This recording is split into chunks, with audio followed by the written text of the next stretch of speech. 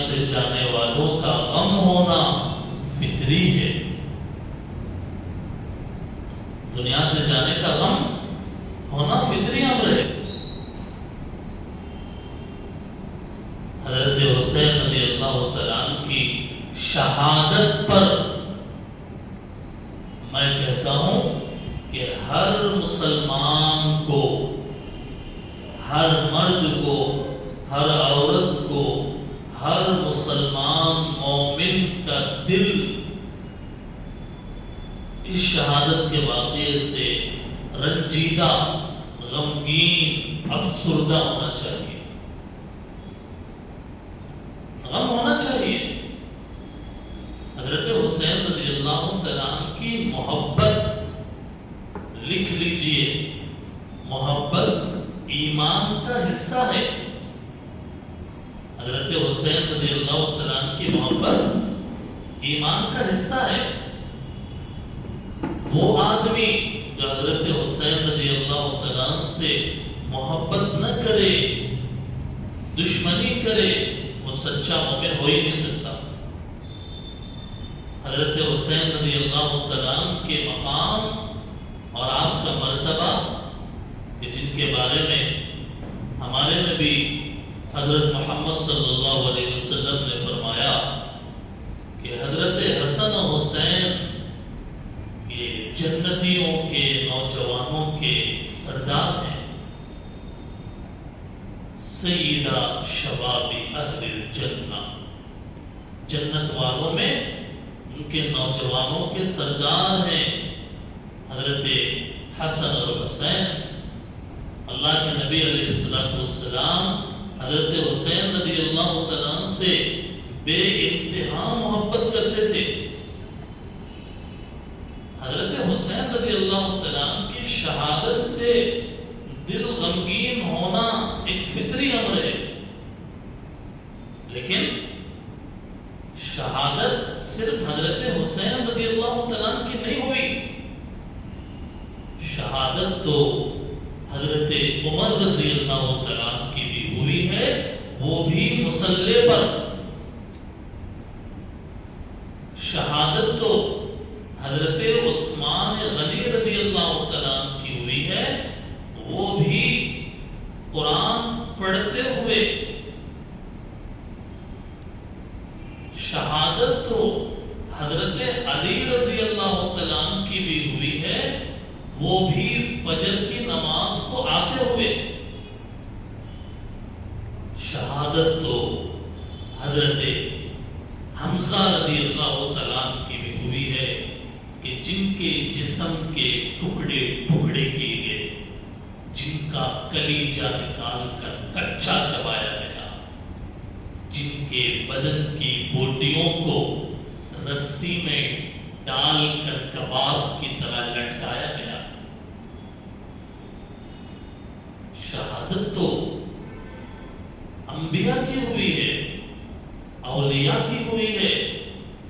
لیکن آپ کو اسلام میں کسی بھی شہید کے بارے میں ماتم کرنے کا حکم نہیں ملے گا.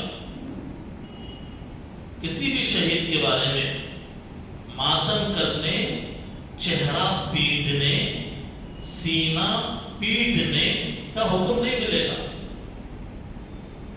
بخاری شریف میں ہے وہ آدمی مسلمان ہو ہی نہیں سکتا جو اپنا چہرہ پیٹے. من ضرب الخدود وشق الجیوب، غم میں گویا ہاتھ مارے سینے پہ، وہ آدمی مسلمان ہو ہی نہیں سکتا. یہ بات بتانے کی ہم کوشش کر رہے ہیں کہ خبردار اور خبردار، حضرت حسین رضی اللہ تعالیٰ عنہ کی محبت میں ذرا برابر بھی کمی نہیں آنا چاہیے. یہ نور تھے، آنکھوں کی ٹھنڈک تھے، یہ لخت جگر فاطمہ رضی اللہ تعالیٰ عنہ کے لخت جگر تھے. ہمارے نبی صلی اللہ علیہ وسلم کے گود میں آپ کے پیٹھ پر سواری کرنے والے شہسوار تھے.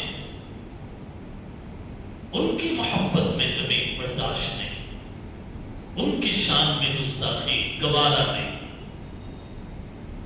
لیکن حضرت حسین رضی اللہ تعالیٰ عنہ کا نام لے کر دین میں غیر غلط چیزوں کو داخل کرنا، اسلام کی، قرآن کی، حدیث کی شکل بگاڑ دینا، یہ بھی ہم کو گوارا نہیں ہے۔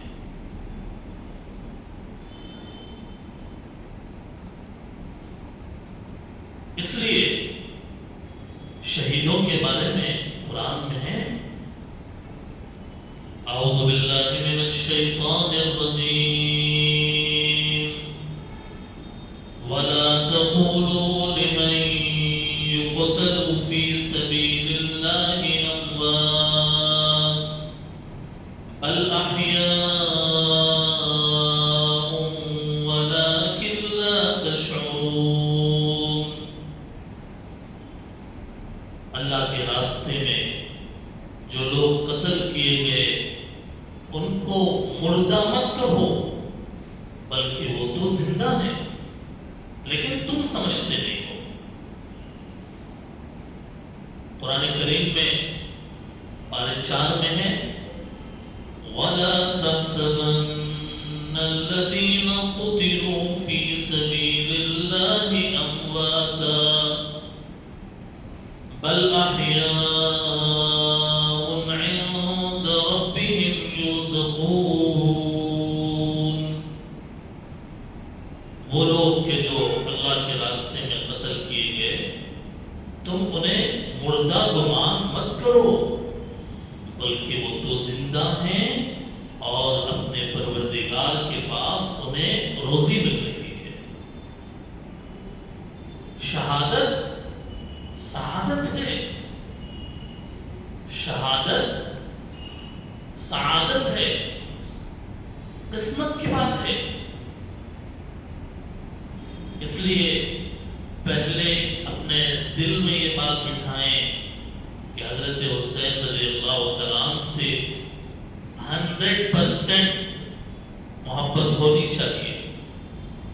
سیکنڈ، یہ بات ذہن میں رکھیے کہ حضرت حسین رضی اللہ تعالیٰ عنہ کے نام پہ دین میں غیر غلط چیزیں ہم برداشت نہیں کریں گے اور اس کو اختیار نہیں کریں گے۔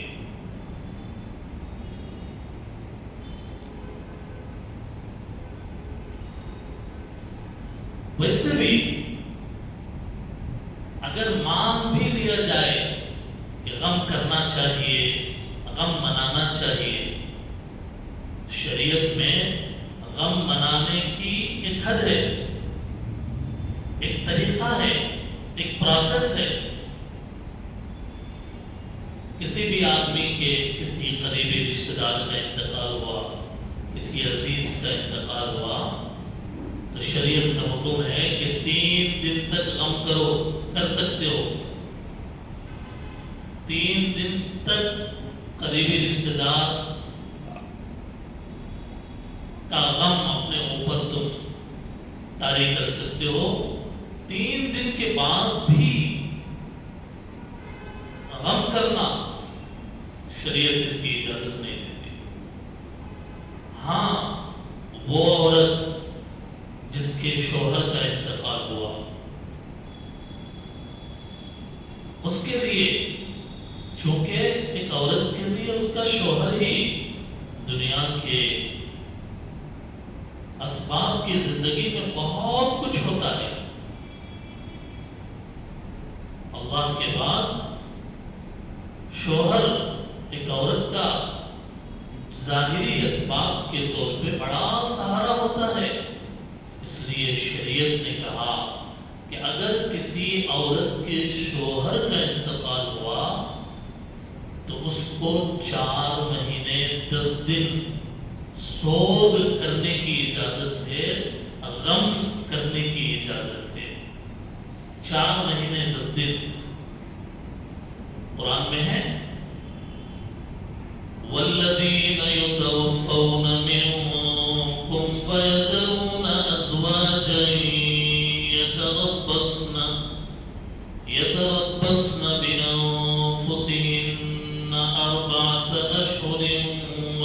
عشرا، وہ لوگ تم میں سے جن کے شوہروں کا انتقال ہوا، ایسی عورتیں اپنے آپ کو روکے رکھیں گی 4 مہینے 10 دن۔ غم منانے کی اگر اجازت ہو، قریبی رشتہ دار کے لیے 3 دن، شوہر کے لیے 4 مہینے 10 دن عدت وفات، اس سے ہٹ کے حضرت حسین رضی اللہ تعالیٰ عنہ کی شہادت کو تقریباً 1350 سال سے بھی زیادہ کا وقت گزر گیا۔ اب غم منانے کا کیا مطلب ہے؟ دعا کیجئے کہ اللہ ہمیں جنت میں پہنچائے، دعا کیجئے حضرت حسن حسین تو جنتیوں کے سردار ہیں، ان کا تو جنت میں جانا یقینی ہے، ہم دعا کریں اللہ ہمیں جنت میں پہنچائے اور حضرت حسین رضی اللہ تعالیٰ سے ہمیں ملاقات کروائے۔ لیکن اس کے لیے مختلف طریقے سے رونا دھونا، آوازیں نکال نکال کر رونا، زنجیریں مار مار کر رونا، بلیڈ اور چاقو کے ذریعے سے خون نکال کر لوٹ لوٹ کر رونا، انگاروں پر چلنا، بت پرستی کی مشابہت رکھنے والے، پوجا پاٹ کی مشابہت رکھنے والے، رسم و رواج، بدعات اور خرافات کر کے غم منانے کا ڈھونگ کرنا، اسلام اس کی ہرگز اجازت نہیں دیتا۔ شاعر نے کہا کہہ دو غم حسین منانے والوں سے، کہہ دو غم حسین منانے والوں سے، مومن کبھی شہداء کا ماتم نہیں کرتے، ہے عشق اپنی جان سے بھی زیادہ آل رسول سے، ہے عشق اپنی جان سے زیادہ آل رسول سے، یوں سر عام ہم ان کا تماشا نہیں کرتے، روئے وہ جو منکر ہیں شہادت حسین کے، روئے وہ جو منکر ہیں شہادت حسین کے، ہم زندہ جاوید کا ماتم نہیں کرتے۔ اسلام اس کی اجازت نہیں دیتا ہے۔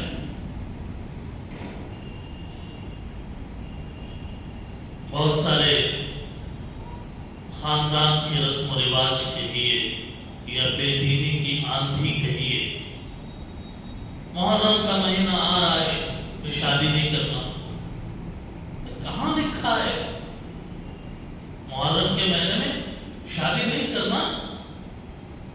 کیا قرآن میں ہے؟ کیا حدیث میں اس کا ذکر ہے؟ کیسی عجیب بات کرتے ہو۔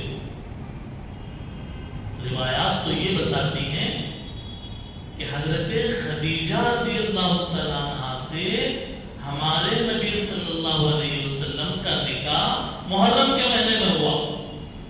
سبحان اللہ۔ اور تو اور حضرت بی بی فاطمہ رضی اللہ تعالیٰ عنہ کا نکاح حضرت علی رضی اللہ تعالیٰ عنہ سے محرم کے مہینے میں ہوا۔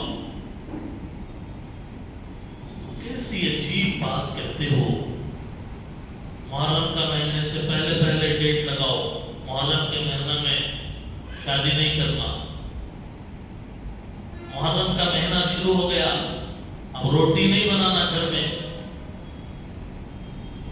محرم کا مہینہ شروع ہو گیا، جھاڑو نہیں دینا گھر میں، غم کرو، سوگ کرو، ماتم کرو۔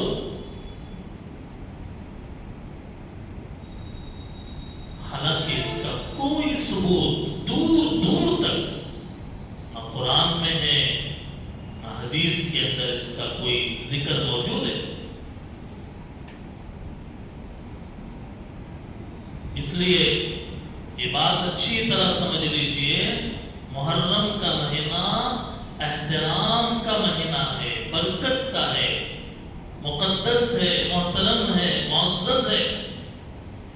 اس کو منحوس سمجھنا، نئی گاڑی نہیں لینا، نئے کپڑے نہیں پہننا، اور پتہ نہیں اللہ جانے کیسی باتیں اس مہینے کے تعلق سے ہے۔ جو کام کرنا برا ہے وہ تمام مہینوں میں برا ہے، جو کام کرنا جائز اور مباح ہے تمام مہینوں کے اندر اس کی کرنے کی اجازت ہے۔ اس لیے اس بات کو اچھی طرح ذہن نشین کریں۔ لوگوں کو اپنے اعمال نظر نہیں آتے، مہینوں کو برا بھلا بولتے ہیں۔ سفر کا مہینہ صفر ہے، لوگ کہتے ہیں۔ محرم کا مہینہ ماتم کا ہے، سوگ کا ہے، لوگ کہتے ہیں۔ منحوس ہے، نعوذ باللہ۔ ارے منحوس محرم اور سفر نہیں ہے، منحوس تمہارے وہ اعمال ہیں کہ جس کی وجہ سے اللہ کا غصہ تم پر نازل ہوتا ہے۔ ماں باپ کی نافرمانی منحوس ہے، نحوست تو اس میں ہے کہ تم رشتے ناطے توڑتے ہو، قطع تعلق کرتے ہو۔ نحوست تو اس میں ہے کہ تم لڑائیاں لگاتے ہو، نحوست تو اس میں ہے کہ تم چغل خوری کرتے ہو، نحوست تو اس میں ہے کہ تم بات بات میں جھوٹ بولتے ہو، نحوست تو اس میں ہے کہ تم امانت میں خیانت کرتے ہو، نحوست تو اس میں ہے کہ تم وعدہ کر کے وعدہ توڑ دیتے ہو، نحوست تو اس میں ہے کہ تم بے نمازی بن کر زندگی گزارتے ہو۔ یہ اعمال نظر نہیں آتے تمہیں؟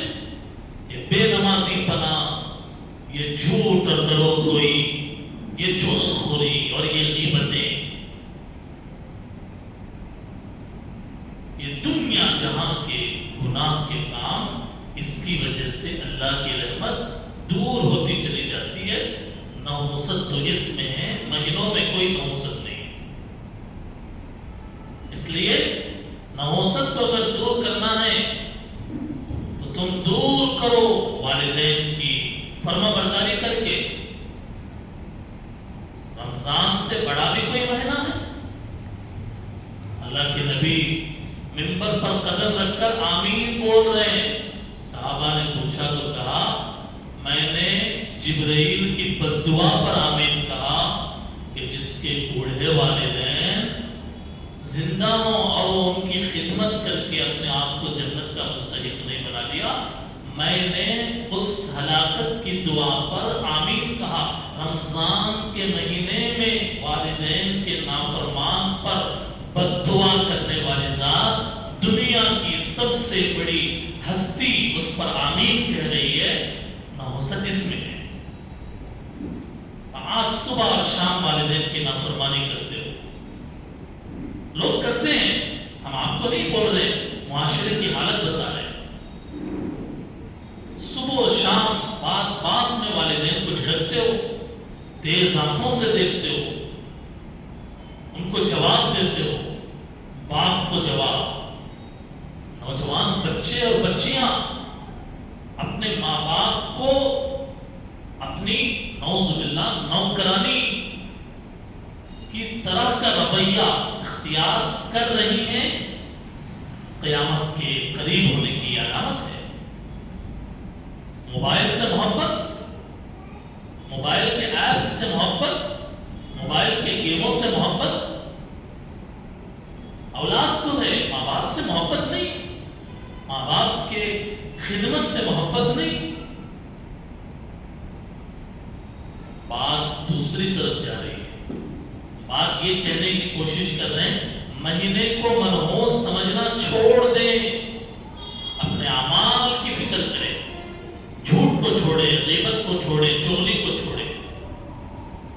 محرم کا مہینہ حاضرین محترم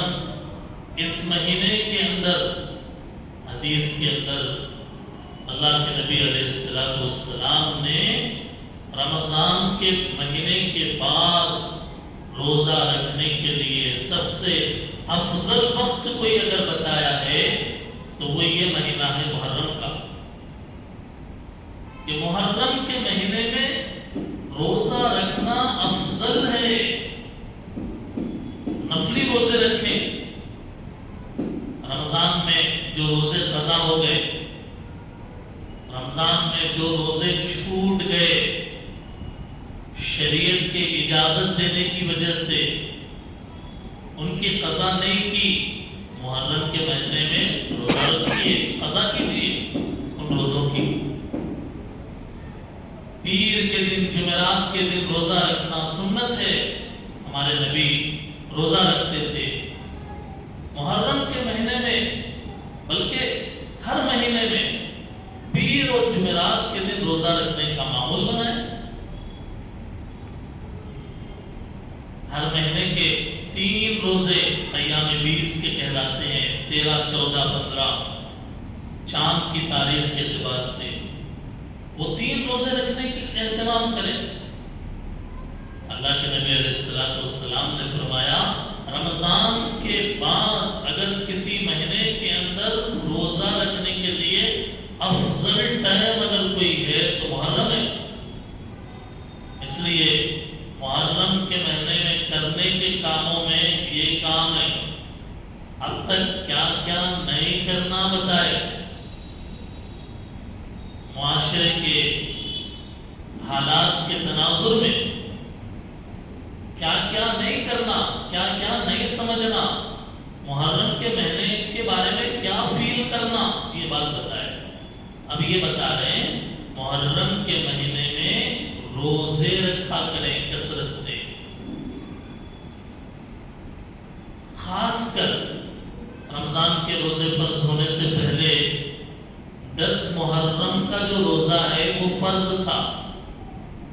محرم کی جو 10 تاریخ ہے اس کا روزہ فرض تھا۔ جب رمضان کے روزے فرض ہو گئے تو اللہ تعالیٰ نے محرم کے 10 تاریخ کا روزہ، اس کی فرضیت کینسل کر دی، ختم کر دی، منسوخ کر دی۔ اب 10 محرم کا روزہ رکھنا فرض نہیں ہے، نفل کے درجے میں ہے، سنت ہے۔ ہمارے نبی حضور صلی اللہ علیہ وسلم جب تک آپ مکے میں تھے روزہ رکھتے تھے، 10 محرم کا روزہ رکھتے تھے۔ حیرت تو یہ ہے کہ مشرکین مکہ بھی 10 محرم کا روزہ رکھتے تھے۔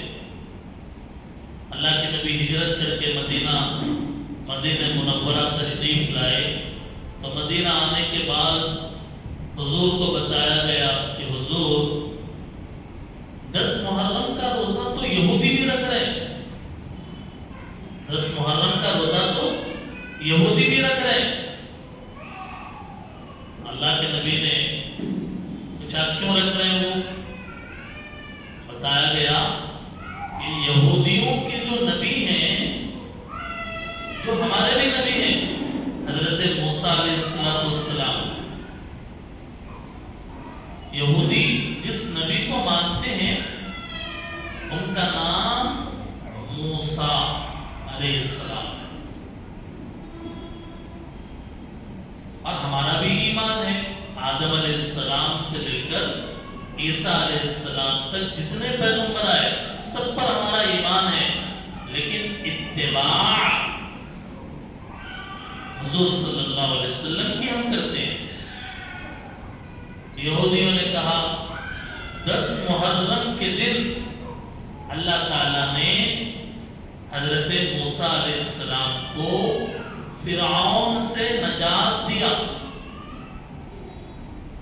10 محرم کا جو دن ہے، یہ آنے والا جو اتوار ہے، اس دن میں، اس تاریخ میں اللہ تعالیٰ نے حضرت موسیٰ علیہ السلام کو بچایا فرعون سے۔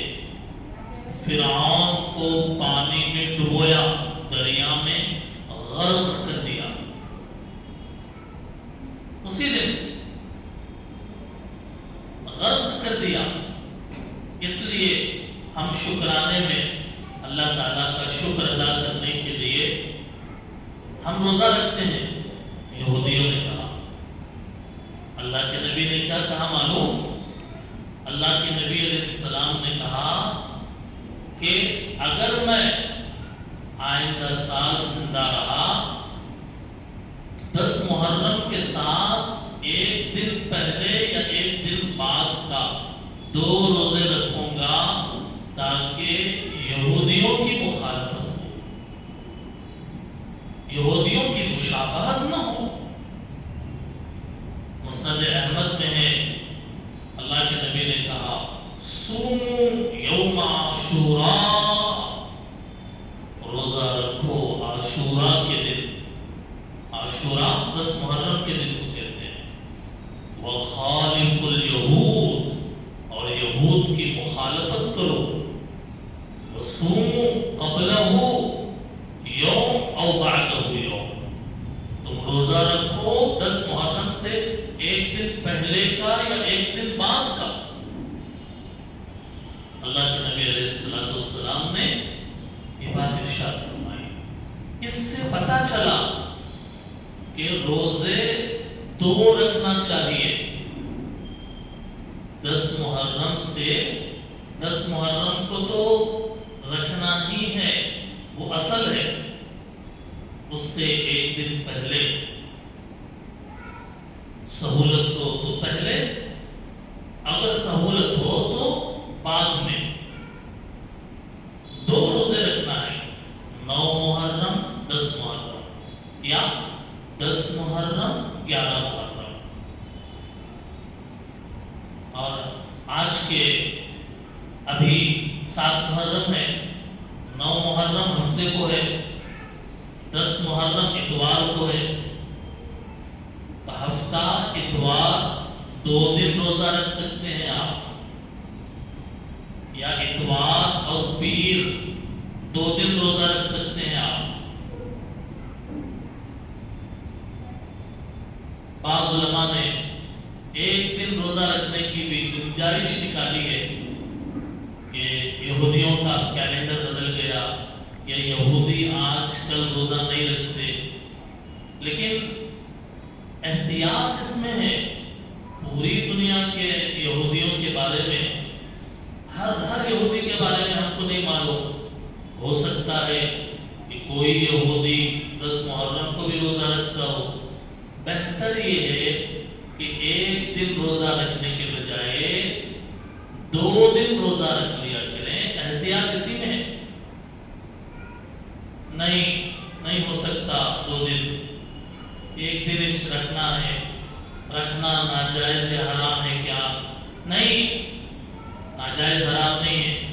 آخری درجے میں آپ سے اگر نہیں ہو سک رہا کہ اللہ زیادہ جانتے، ہو سک رہا نہیں ہو سک رہا، ہمارے کہنے سے نہیں، اللہ زیادہ جانتے، نہیں ہو سک رہا تو چلو ایک دن بھی اگر رکھنا چاہے تو آخری درجے میں گنجائش ہے، لیکن